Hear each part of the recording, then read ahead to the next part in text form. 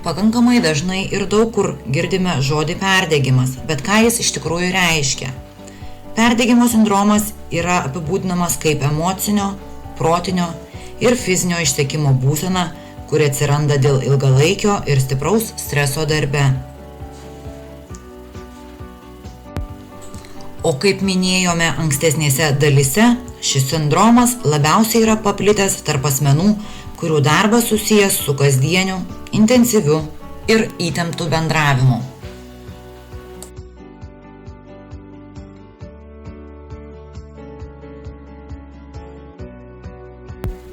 Kalbėdami apie emocinį išsekimą, mes kalbame apie tokią būseną, kai gyvenime pasiekime tašką, kai nebesugebame susidoroti su savo įprasta veikla, pradedame neigiamai bei itin pesimistiškai ar netgi ciniškai žvelgti į gyvenimą.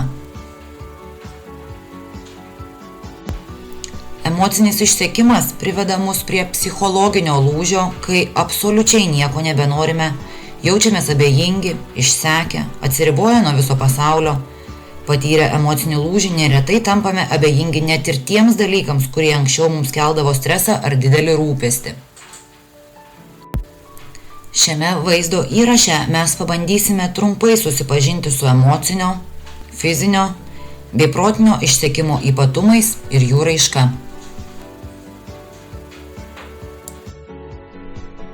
Daugiau nebegaliu su tuo susidoroti. Noriu tiesiog išnykti ir pasislėpti nuo viso pasaulio. Aš žinau ir jaučiu, kad tuoj pasieksiu visišką ribą. Man jau tiesiog visko yra per daug. Ar tokios ir panašios mintys aplanko ir jūs? Tada žinokite, jog tai yra vienas iš emocinės krizės signalų, reiškiančių, jog jau verta susirūpinti ir galbūt pradėti ieškoti pagalbos. Išsekimas lemia įvairius pokyčius mūsų emocinėme elgesyje, pavyzdžiui, dažnus monologus su savimi, nuolatinį permąstymą ir minčių persukimą, dominuojančias baimės reakcijas, kai tampame itin jautrūs aplinkinių nuomoniai, o nuolatinis nuovargis ir išsekimas tampa kiekvienos dienos palydovu.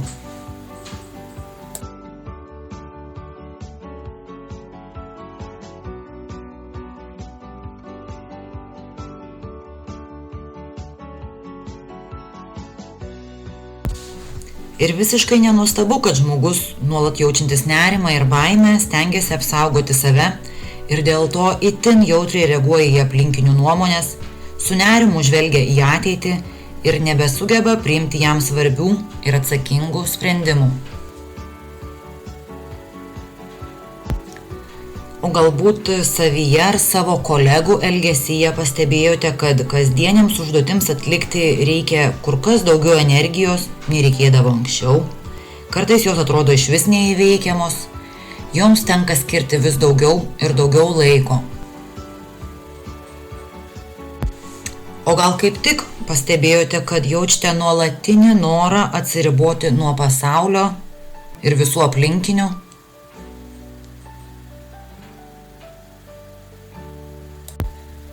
O galbūt pastebėjote, kad suprastėjo jūsų miego kokybė?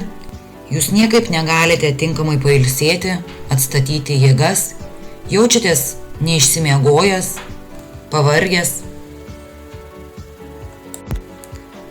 Susidūrus su emociniu nuovargiu, žmogų pradeda kamuoti įvairūs neigiami jausmai.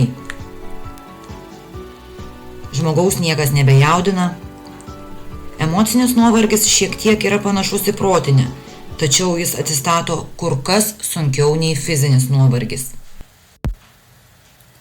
Streso, įtampos sukelta emocinė krizė žmonėms gali pasireikšti nevienodai, juk visi esame skirtingi. Tad natūralu, kad skirtingai ir reaguojame.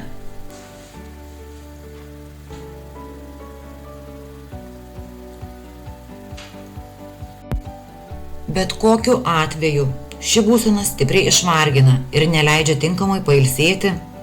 Mūsų reakcija į šią būseną atima dar daugiau energijos, todėl dažniausiai žmonėms ir įsijungia apsauginiai abejingumo, cinizmo, atsiribojimo mechanizmai. Taip organizmas siekia save apsaugoti. Emocinė krizė lemia ne tik pokyčius mūsų emocinėme elgesyje, ji gali sukelti ir fizinius negalavimus, lemti protinį išsekimą. Fizinis išsekimas reiškiasi įvairiais simptomais ir nebūtinai visiems žmonėms vienodais. Turbūt visi sutiktume, kad fizinis nuovargis normali būsena po sunkaus fizinio darbo.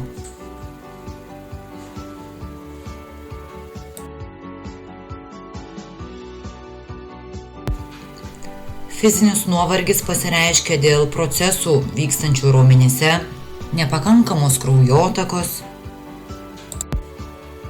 taip pat ir dėl deguonies trūkumo bei prastos, netinkamos, nesubalansuotos mitybos. Fizinis nuovargis gali pasireikšti įvairiose raumenų grupėse, priklausomai nuo to, kokį fizinį darbą žmogus dirbo. Tačiau normalus fizinis nuovargis paprastai atsistato per 2-3 poilsio valandas.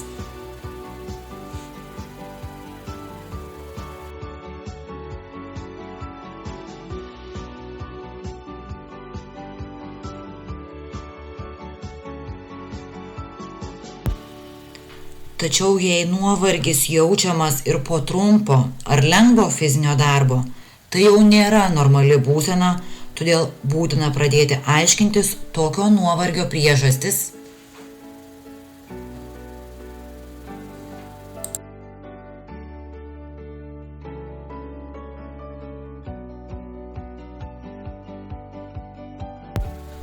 Dėl nuolatinio streso darbe ar kitoje aplinkoje bei įtampos prastėja organizmo darbas, silpsta imuninė sistema, pakrinka nervai, sutrinka hormonų lygis, kitaip tariant, patyrus emocinę krizę organizmas tiesiog perdega.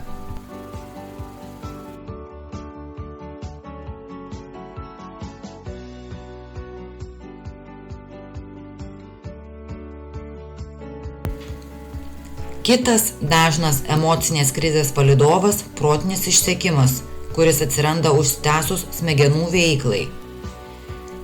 Protinis nuovargis taip pat turi savo simptomus.